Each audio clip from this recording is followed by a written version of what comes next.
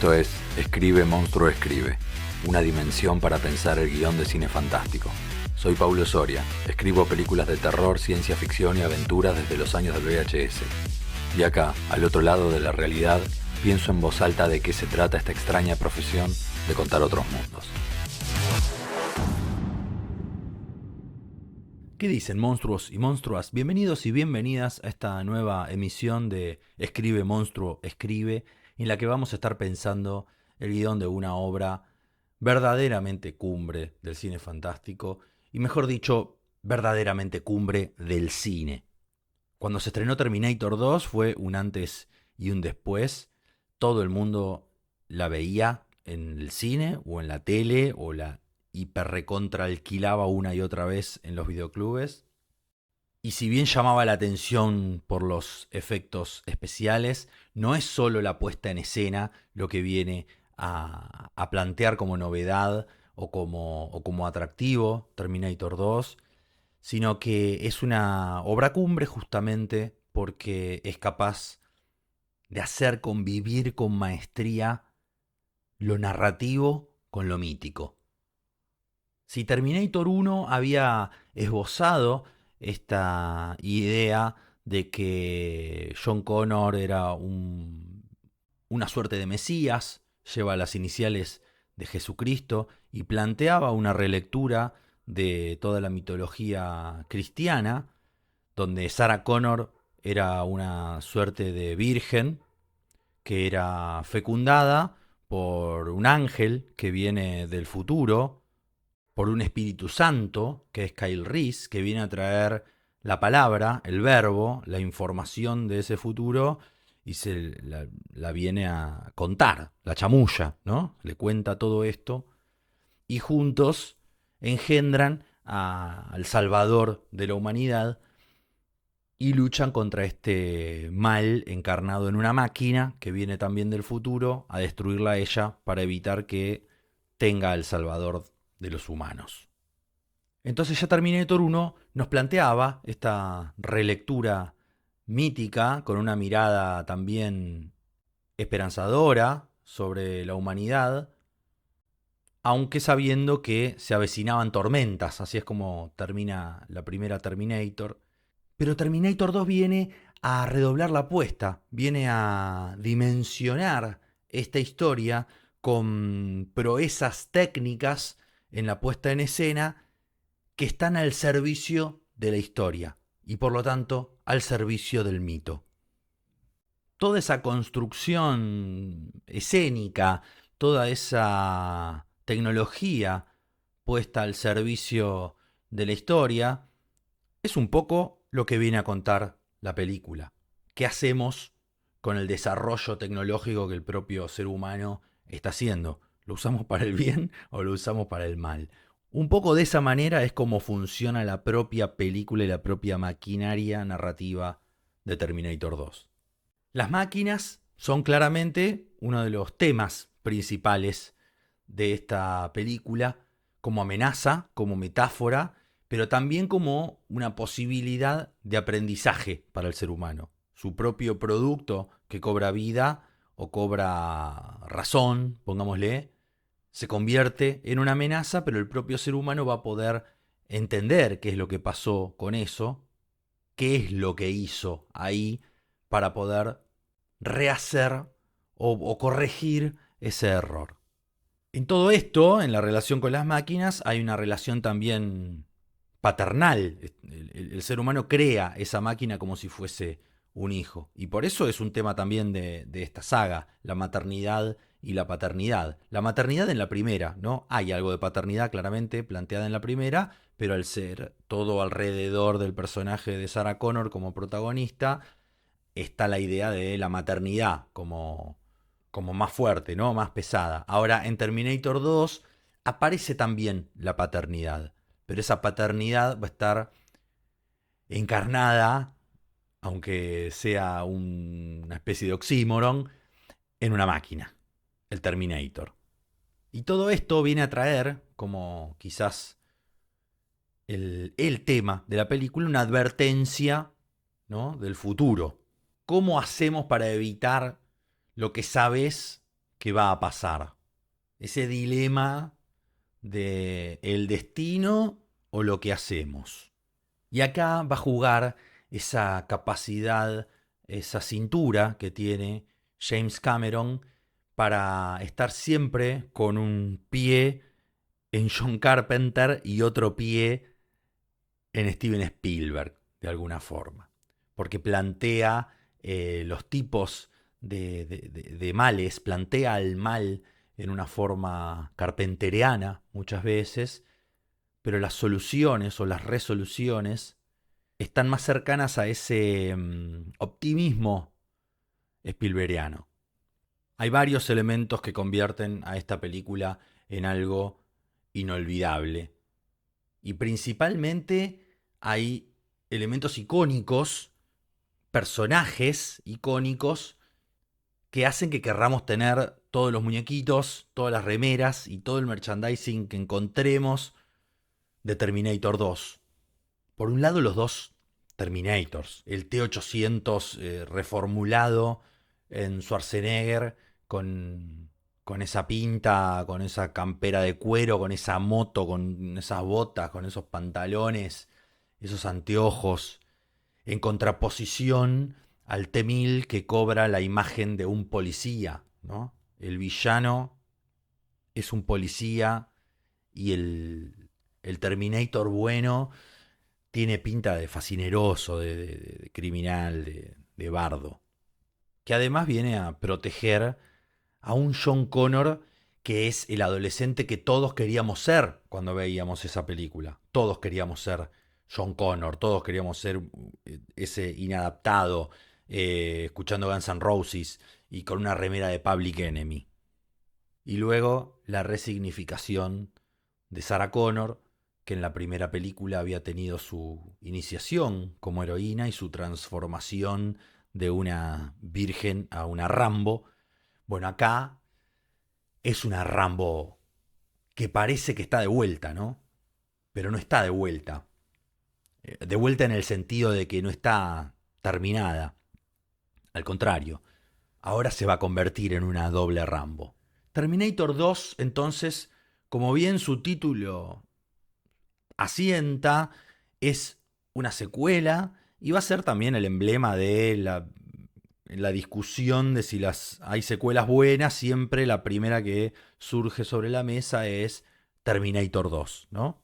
Y tiene ese juego, plantea ese juego y es consciente de todo ese juego de la secuela, porque primero ya nos plantea la idea de cuál es el Terminator, cuál es el Terminator bueno y cuál es el Terminator malo, mejor dicho, que es el juego que se plantea en la primera, en el principio, que no sabemos quién es el que viene a salvar a Sarah y quién es el que viene a destruirla, hasta que entendemos que, en el primer punto de giro, que el Terminator, interpretado por Schwarzenegger, la quiere matar y Kyle Reese la quiere salvar. Acá, de movida, sabemos que hay dos Terminators, pero no sabemos cuál lo viene a proteger y cuál lo viene a destruir, a John Connor. Hábilmente, esta vez la película está narrada por Sarah Connor. La voz de Sarah Connor nos introduce, en principio, con estas imágenes que parecen documentales, ¿no? De una ciudad que de repente pasamos a un futuro terrible en el cual esos humanos que estamos viendo felices en una plaza, esos niños, son calaveras, huesos, pisoteados por máquinas, y hay una guerra en el futuro que nosotros ya conocimos en la primera Terminator, y acá nos vuelven a contar de manera casi documental en principio y luego como una película de guerra, que esto es lo que pasó. En el futuro, pero pasó. Porque Terminator, la saga Terminator, al menos estamos hablando de la primera y la segunda, son las películas que vienen a intentar detener la tragedia del futuro. La historia entonces la cuenta Sarah y nos mete nuevamente en esta fábula mítica que esta vez elige centrarse en John Connor, en su hijo, ese personaje que en la primera era Tácito. Pero ¿es John Connor el protagonista de Terminator 2, a pesar de que es quizás lo primero que se nos viene a la cabeza, eso es lo que más me interesa pensar hoy. Lo que más me impacta en términos narrativos de Terminator 2 es su primer acto. Tiene un primer acto muy complejo que es lo que desarma lo que planteó en la primera, o mejor dicho, lo que redimensiona narrativamente lo que sucedió en la primera y lo abre, lo expande a una nueva idea, a un nuevo planteo, a una nueva, diría, epopeya, que si bien es para otro tipo de charla u otro tipo de debate, si las siguientes están buenas o no, básicamente, sí plantea la idea de una epopeya en el futuro, ¿no? Entonces, ¿qué plantea James Cameron con este primer acto? Porque aunque la película presenta en su arranque a John Connor como una figura central, con todos los signos que puede tener un protagonista en un primer acto clásico, a lo largo de la película, la curva dramática, la verdadera transformación protagónica, se da en John Connor o se da en Sarah o se da dispersa, porque hay algo que sucede después, cuando Sarah entra realmente en acción, ¿no? Hay algo deliberado ahí, hay una intención narrativa de James Cameron. Nos muestra primero a ese mito que es John Connor, ese personaje que para nosotros es una cosa tácita, si vimos la primera, es una construcción completamente mitológica, no tiene forma más que una imagen en la primera, no lo conocemos. Ahora lo empezamos a conocer cuando era pibe, lo estamos viendo antes de que sea John Connor. Es algo muy profundo con lo que juega ahí James Cameron, porque es el mismo tipo de adrenalina que nos genera leer o ver la biografía de alguien a quien admiramos. ¿Cómo era, no sé, Bob Dylan cuando era pibe? ¿Cómo era la infancia de Maradona en Villa Fiorito? Todos queremos saber eso que pasaba en la génesis de esos ídolos que tenemos. Cada uno puede pensar en el ídolo que quiera, ¿no? A mí me salieron esos dos, qué sé yo. Pero hay algo que nos sucede cuando pensamos en cómo se forjaron esos ídolos que para nosotros son míticos, esos ídolos personales, con lo cual James Cameron está completamente jugando acá, porque nos está mostrando la génesis de ese John Connor que nosotros sabemos que va a ser el salvador de la humanidad. Y de repente nos lo muestra como un pibe que se afana guita de un cajero automático con un Atari, que escapa de la cárcel no, de la policía, que se lleva como el orto con sus padres adoptivos. Es un rebelde. Y John Connor va a ser un rebelde porque se va a rebelar, va a ser el líder de los rebeldes contra las máquinas. Y acá es un rebelde de la sociedad en la que él vive, o sea, es un rebelde por naturaleza. Y fue construido como rebelde por su madre también, ¿no? Él incluso se va a rebelar de alguna forma con algunas cosas de su madre a lo largo de la película en su propio arco personal. Pero ese no es el único arco que mueve la historia de Terminator 2. Ese es el arco de John Connor. Pero lo que mueve la historia en cuanto a objetivos es más bien el arco de Sarah Connor. Ahora, ¿por qué James Cameron se toma una hora para contar un primer acto en el cual primero nos presenta a este John Connor que es el dueño de la onda, para después decirnos, no, pará, la protagonista me parece que va a ser ella, a ver, fíjate, porque hay dos conflictos que mueven esta historia. Por un lado es evitar que maten a John Connor, que es el mismo objetivo transpolado de la primera Terminator, evitar que maten a Sarah. La vida de Sarah era el objeto de conflicto en Terminator 1. Aquí el objeto de conflicto podría ser la vida de John o John, pero también hay otro objetivo, que es el de destruir el chip que va a permitir la construcción de los Terminator por parte de Skynet y que Skynet tome su propia conciencia y se rebele contra los seres humanos. Entonces hay un doble objetivo. Uno muy concreto y humano, que es salvar la vida de John, y otro más al modo MacGuffin hitchcockiano, que es ese microchip. El conflicto de John, podríamos contar la película desde el punto de vista de John, igual que como se cuenta Terminator 1, con John como protagonista y él intentando salvar su vida y pensar que el Terminator y Sarah son acompañantes, ayudantes, coprotagonistas, quizás como lo fue Kyle Reese en la 1. Pero el rol de Sarah es mucho más pesado que ese. Tiene mucho más peso que el de Kyle Reese como rol. El rol de Sarah es protagónico en Terminator 2. Es ella la que piensa el objetivo de ir a destruir ese microchip y es la que acciona eso y de hecho Terminator y John Connor van detrás de ella a hacer todo eso. Entonces, ¿por qué un primer acto presentando a John Connor como único protagonista cuando no va a ser el único protagonista? Porque lo que hace James Cameron muy inteligentemente es mostrarnos la construcción del mito, que seamos testigos de cómo este mito va naciendo. Lo que hace James Cameron es romper la idea del monolito que es John Connor para humanizarlo. Lo que hace este primer acto es decirnos, John Connor fue un ser humano.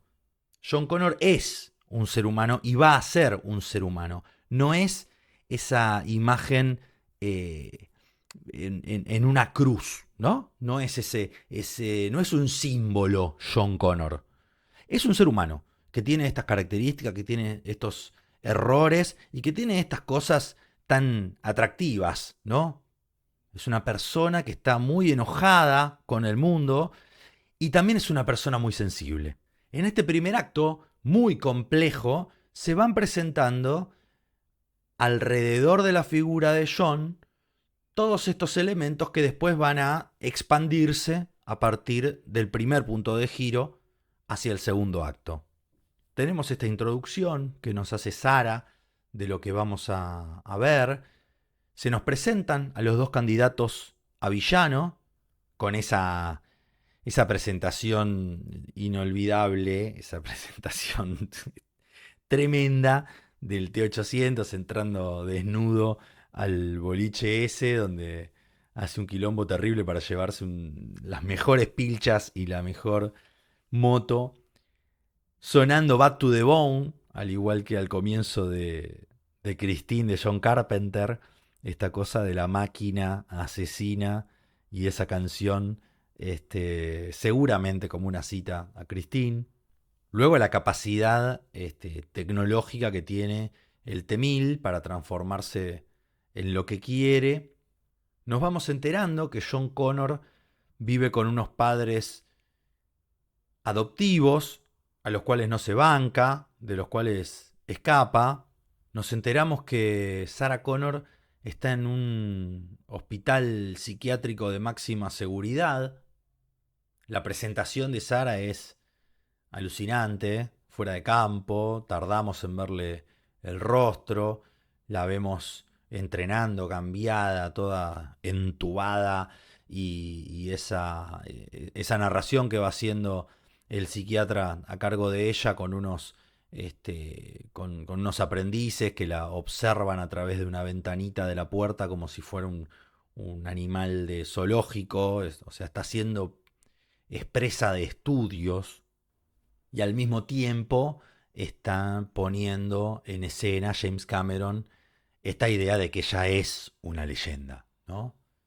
Tiene una capacidad esta película de meternos información y contarnos cosas del pasado que necesitamos saber para ir comprendiendo la historia mientras se da la acción, que es realmente una joya de la escritura cinematográfica. Si alguien quiere aprender a meter data en una escena, sin aburrir al espectador, sin que suene a un listado de cosas que hay que saber, deteniendo la acción para mandar toda una perorata, que vea Terminator 2 y analice cómo hace James Cameron para ir metiéndote de a poco toda la información que necesitas, sin aburrirte un segundo y tirando la historia para adelante, porque cada información que el tipo te da es como una acción, porque te sirve a vos para entender lo que sigue y no vas para atrás nunca. Y además te está contando diferentes tiempos, porque te habla del pasado, del futuro, para que entiendas lo que está pasando ahora. Es una cosa magnífica. En el primer acto también nos presenta ya a Dyson, este ingeniero de Cyberdyne Systems, que es la empresa que va a terminar construyendo, en teoría, en el futuro, al Terminator, o reconstruyendo a partir del chip que han encontrado, que han guardado, preservado. Y también nos plantea algo nuevo, ¿no? Antes de definirnos que también Sarah Connor va a ser protagonista de esta película, nos empieza a armar un mundo onírico de Sarah, un mundo interno, personal, algo que en la primera no estaba. Y este mundo onírico se aparece en estos sueños que tiene Sarah, los sueños sobre el futuro, sobre lo que va a pasar, sueños premonitorios, que en realidad están poniendo también en escena lo que ella ya sabe que va a suceder porque ya se lo contó Kyle. Y también se le aparece Kyle a ella en un sueño. Aparece de nuevo como un ángel, ¿no? En una escena bastante angelada. Y es, si queremos pensar la película desde Sarah Connor, el incidente incitador, diría Robert McKee, o el disparador, en términos de Sid Field o más clásicos sencillos. Kyle se le aparece en un sueño y le dice: nuestro hijo es el target ahora. Vienen por John. Ese sueño es lo que empieza a incitar a Sarah a ponerse en acción. Por eso es que es factible pensar esta historia desde el punto de vista de Sarah, con Sarah como protagonista. Sarah es la que lleva la mayor cantidad de conflictos en la película, la mayor cantidad de niveles de conflictos. El externo, el del McGuffin con ese microchip, el interpersonal con John, tratando de evitar que maten a John, y el interno, que tiene que ver con la construcción de su maternidad. Este incidente incitador que viene a generarle Kyle en este sueño dispara los tres conflictos. No es porque sí que después de esto vemos que ella está con el psiquiatra observando una entrevista previa en la que ella se enloqueció y lo quería matar al tipo, y ella se dice que ya está, que niega sentirse así, dice que ella ya no cree en los Terminators, que no cree que el mundo se va a terminar. Una escena en un televisor, viendo una escena propia enloquecida, muy similar a la de Terminator 1, cuando ella observa el interrogatorio que le hacen a Kai. Esa simetría no es casual, es completamente deliberada, y está no solamente haciendo una cita a la primera, sino utilizándola como un trampolín, un nuevo peldaño en el ascenso de esta historia, porque ella se para sobre eso que sucedió, incluso desde la puesta en escena, desde lo escénico, lo hace James Cameron. Ella niega todo eso cuando sabemos que en realidad no lo está negando en el fondo de su conciencia, y el propio médico se da cuenta de eso, ¿no? Entonces Cameron lo que hace acá es hacer una mirada de la primera para pararse sobre eso y seguir adelante en esta historia. Si en la primera ella vio a Kyle en ese interrogatorio y se convenció de que lo que Kyle estaba diciendo era cierto, porque hasta ese momento ella no lo creía, acá se está jugando a que lo niega y que los demás se den cuenta de que ella está ocultando la verdad de lo que le pasa, la potencia más todavía en su enojo y en su fuerza por escapar de ahí. Tampoco es casual que sea después de esto, cuando ella se entera de que no la van a dejar salir y está en una situación de absoluta impotencia, drogada, encerrada, atada. Después de eso, John Connor es atacado.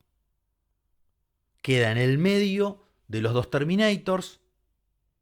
Más allá del juego de que ahora ya sabemos quién es el Terminator bueno y quién es el malo, en aquel momento lo que vivimos al verla fue muchísimo más potente, porque no sabíamos quién era el bueno y quién era el malo. Aunque, abro paréntesis, hay algo que también trae acá James Cameron en la construcción de ese villano no villano, que es el Terminator de Schwarzenegger en el comienzo de esta película, que es esa atracción que tenemos por los villanos, ¿no? Esa cosa de que muchas veces nos gustan más los villanos que los buenos. ¿Por qué nos gusta eso? Es tópico para otro podcast entero, diría yo. Hace poco, de hecho, escribí algo de eso sobre el Joker en mi blog y creo que es algo con lo que James Cameron está jugando 100% aquí. A que todos ya estábamos fascinados con el Terminator de Schwarzenegger y el hecho de descubrir que es el bueno, este, nos lava las culpas, ¿no? James Cameron. Ahí es donde hace un pivot entre Carpenter y Spielberg también. O sea, está bien que te guste este villano porque en realidad no es villano. Una vez que el T-800 lo salva a John Connor y se viene toda esa persecución espectacular, camión, motos con el T-1000 terrible, y logra salvarlo en principio, lo cual es también una simetría con el primer punto de giro de la primera Terminator, el momento en que Sarah es salvada por Kyle y los empieza a perseguir el Terminator. Luego de eso viene toda la preparación para lo que va a ser el encuentro con Sarah.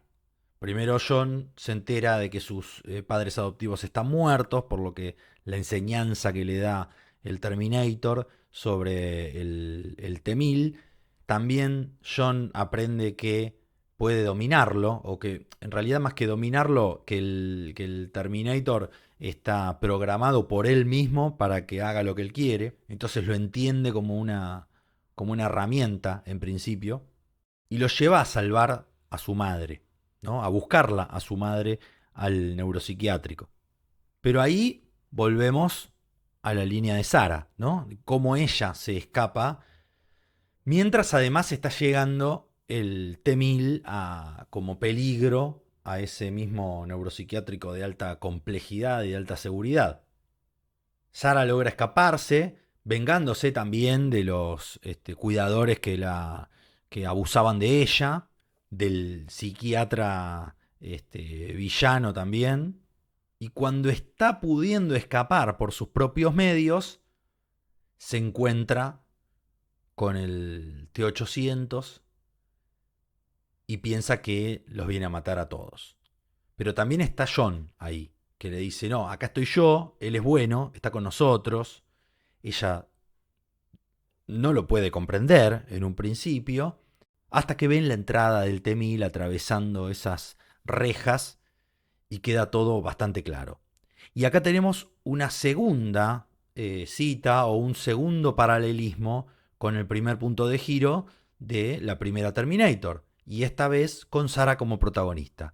Y esta vez definitivamente el punto de giro de la película. 60 minutos clavados de un primer acto dedicado a la construcción de mitología. James Cameron se toma una hora de información, acción, despliegue tecnológico y sobre todo desarrollo narrativo para la construcción del mito que va a ser, a partir de ahora, Terminator 2. La historia de estos tres personajes que van a enfrentar con sus propios errores, con sus propios temores, al mayor mal de la humanidad, que es una creación de la propia humanidad. Lo que sigue a partir de ahora es cómo Sarah Connor, John Connor y un Terminator encuentran la esencia de lo humano.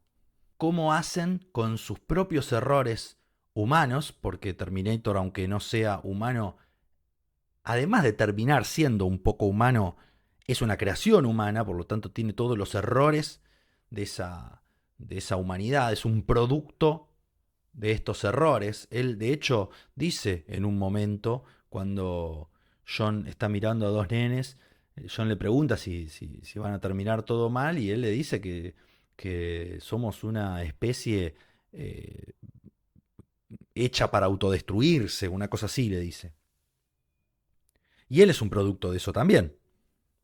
Algo genial que sucede es cuando después de este primer punto de giro se esconden y lo resetean a él porque llega a la conclusión Sara de que la programación que tiene no le deja pensar demasiado porque sería un peligro, obviamente.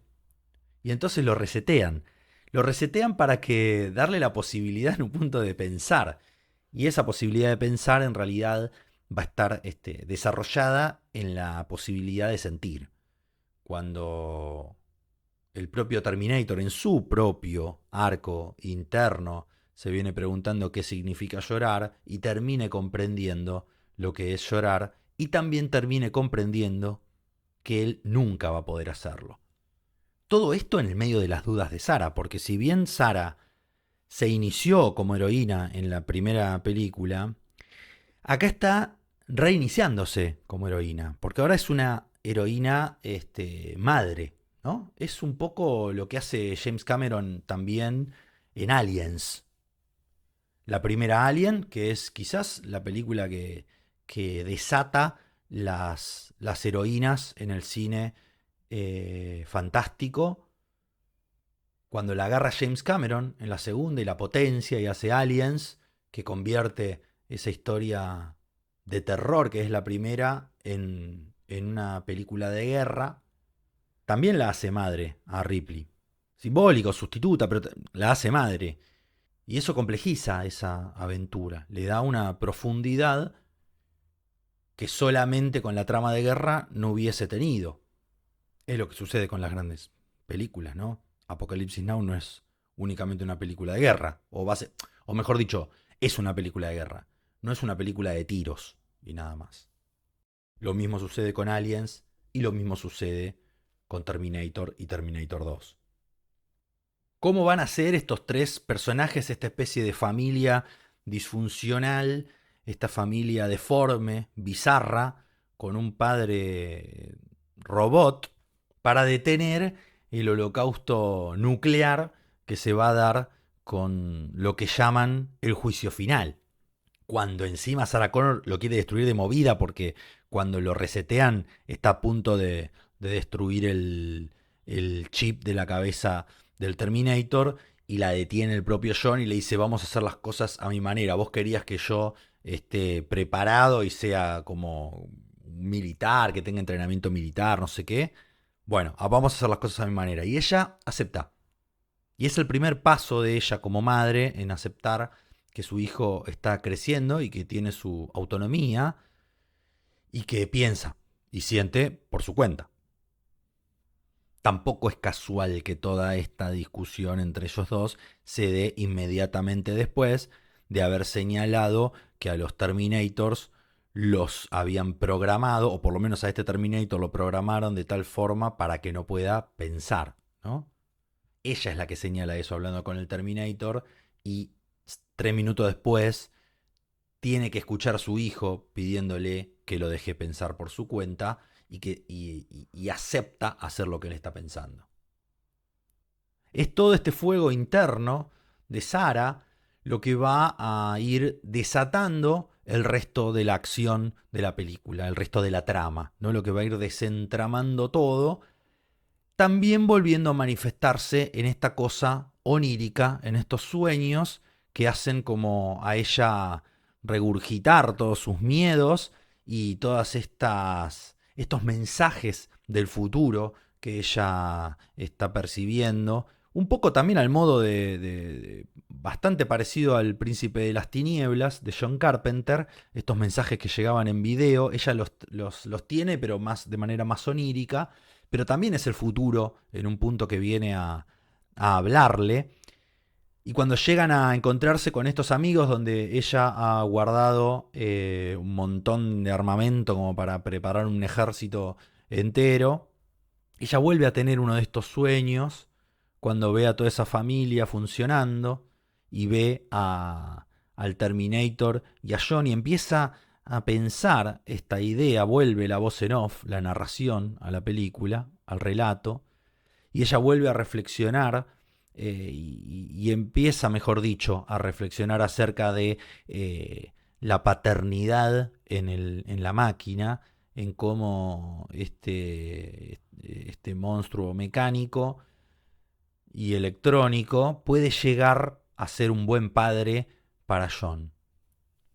En medio de toda esa bola que está pasando ella y de la información de quién es este Dyson que está desarrollando lo que luego se convertirá en Skynet, es que tiene este nuevo sueño terrible sobre el holocausto nuclear, despierta y ve que escribió en la mesa con un cuchillo No Fate, o sea, no hay destino, y se decide por ir a asesinarlo a Dyson.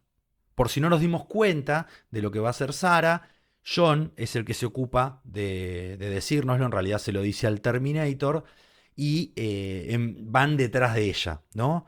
Por eso es que digo que es Sarah la que mueve el conflicto de esta historia, y en un punto el Terminator y John, por más que fueron presentados como la cosa principal en una parte, en el comienzo de la película, en una parte del primer acto, ahora ya empiezan a funcionar como acompañantes en general. Ella llega a la casa de la familia de este ingeniero, esta familia cuasi perfecta, digamos, con un muy buen pasar económico.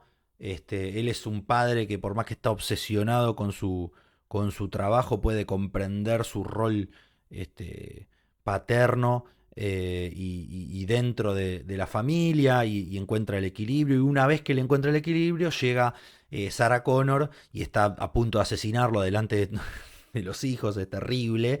Sarah se da cuenta de lo que está haciendo, se detiene ella misma y ahí es cuando llegan el Terminator y John Connor. O sea, no son ellos los que la detienen, se detiene sola, porque ella empieza a darse cuenta del error que está cometiendo, ¿no?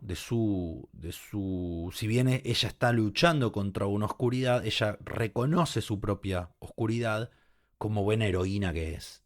A partir de acá se arma un cuarteto durante un rato, porque Dyson, si bien está siendo amenazado, comprende lo que le están diciendo. Es algo similar a lo que le sucede a Sarah ahí por el punto medio de la primera Terminator, cuando acepta que es cierto lo que está diciendo Kyle. Acá, en este caso, con una imagen inolvidable, icónica, del Terminator cortándose la piel del brazo para mostrar su brazo mecánico y así este ingeniero poder entender que es así, que él es una máquina, que es el mismo brazo que él tiene guardado en el laboratorio, o que es igual, mejor dicho. Y entonces acepta que lo que él está haciendo es muy probable que desemboque en esta historia terrible de este holocausto nuclear que le están planteando ellos, que va a suceder en el futuro, y acepta ir al laboratorio y destruir todo.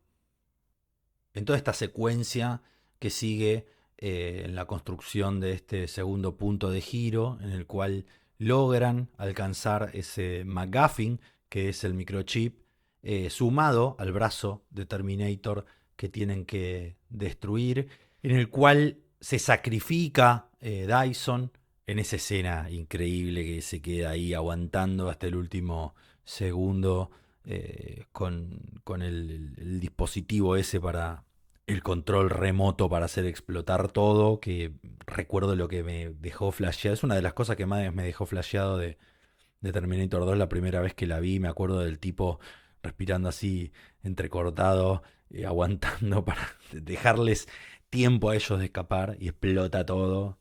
Tremendo.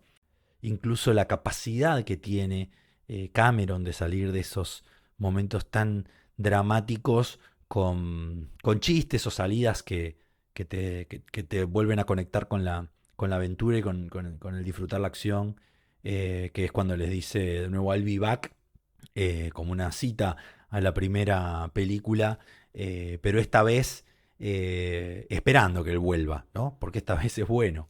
Esa es otra característica que tiene Cameron, que cada tanto te mete un chiste, como cuando el Terminator intenta sonreír, que finalmente cuando lo hace es efectivo, pero cuando lo intenta es casi una comedia esa escena.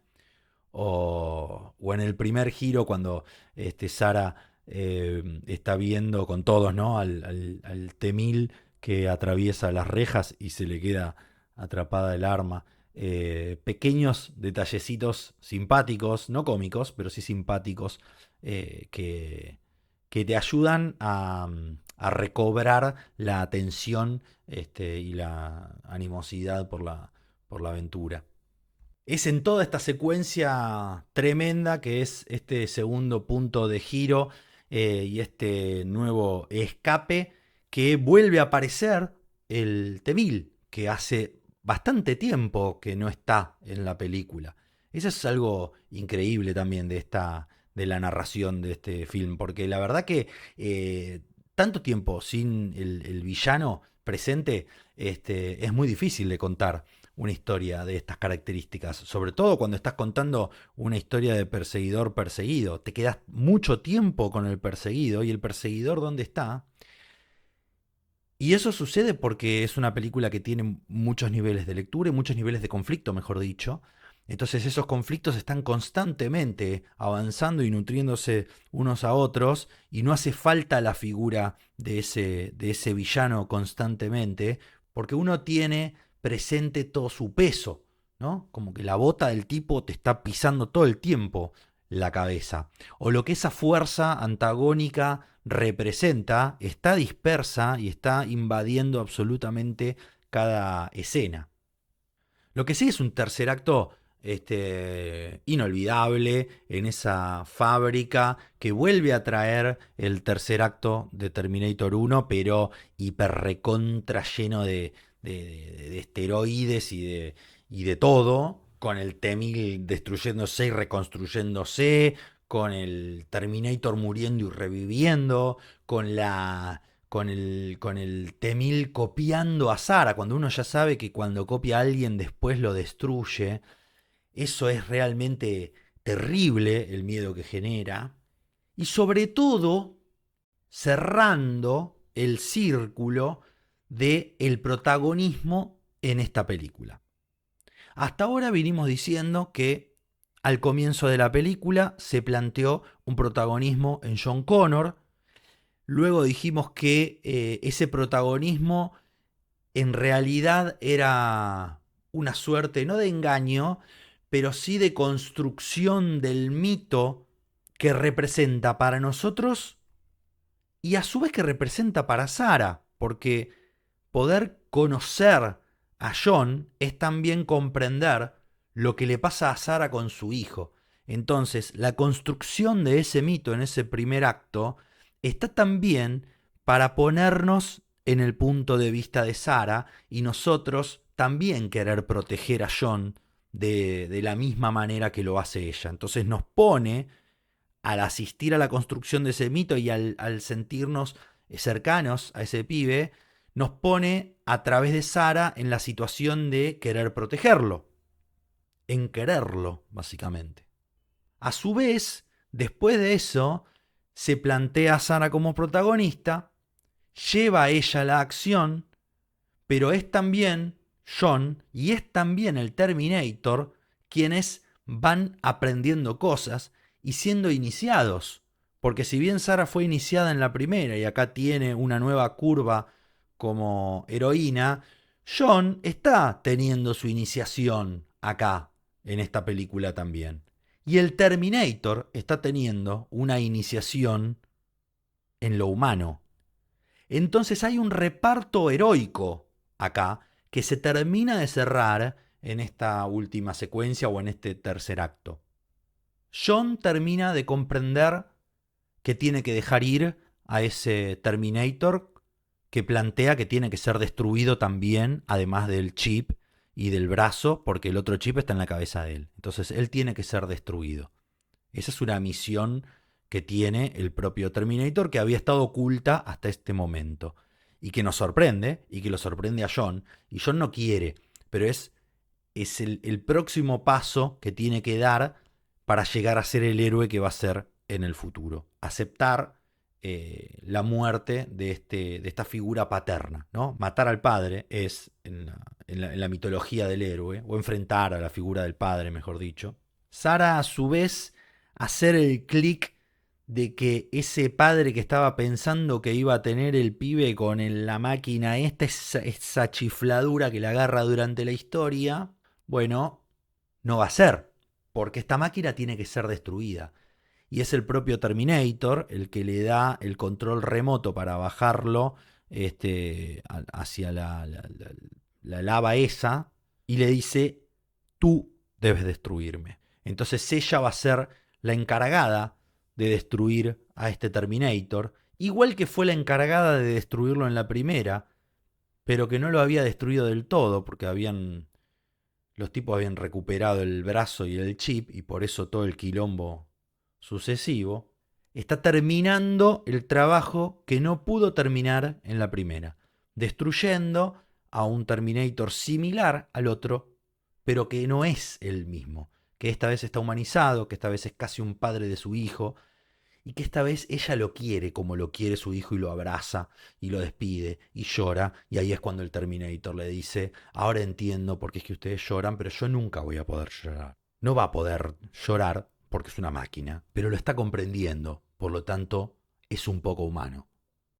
El Terminator empieza a bajar hacia ese infierno líquido, y lo último que vemos de él es su mano levantando el pulgar, saludando a John y a Sarah, y a esa madre y a ese hijo despidiéndolo.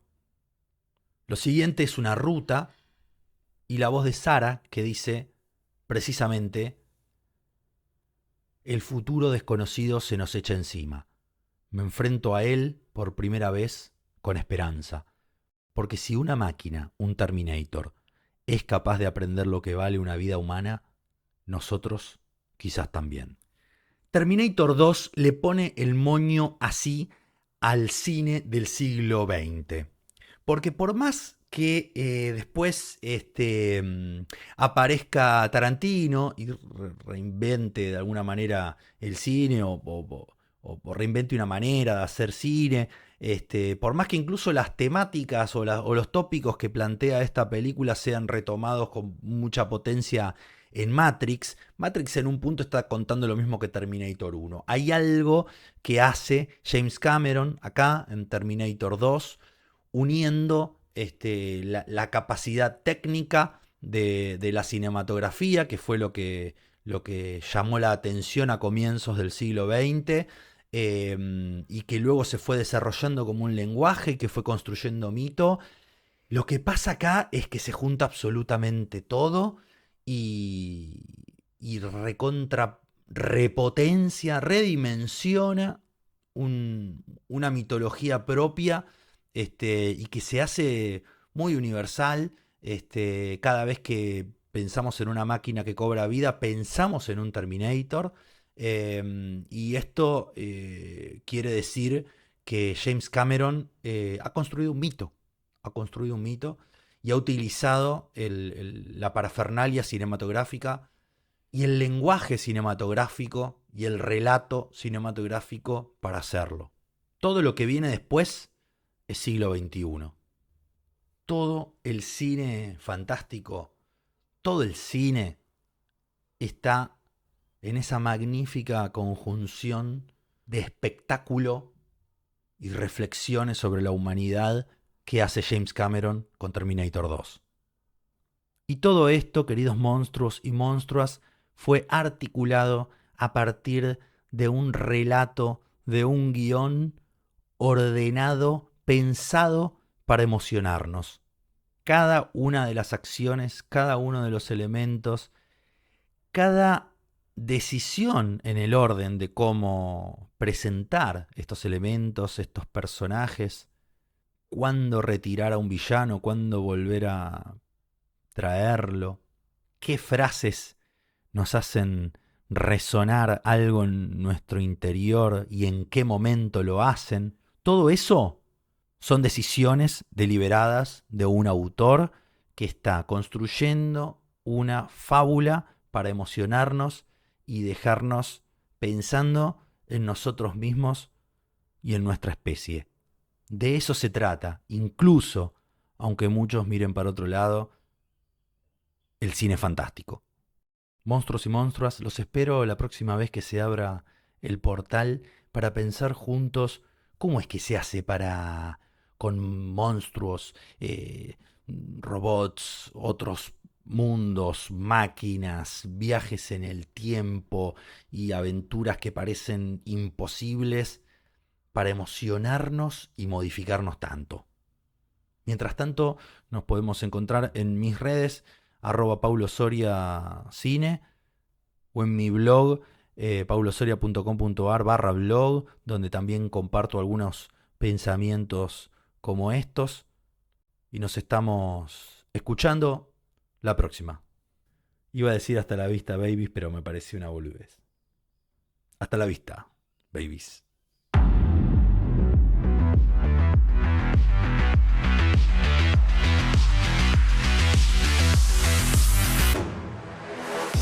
La visita a la dimensión para pensar el guión de cine fantástico llegó a su fin. Soy Paulo Soria y los espero la próxima vez que se abra el portal para pensar en voz alta de qué se trata escribir películas de terror, ciencia ficción y aventuras.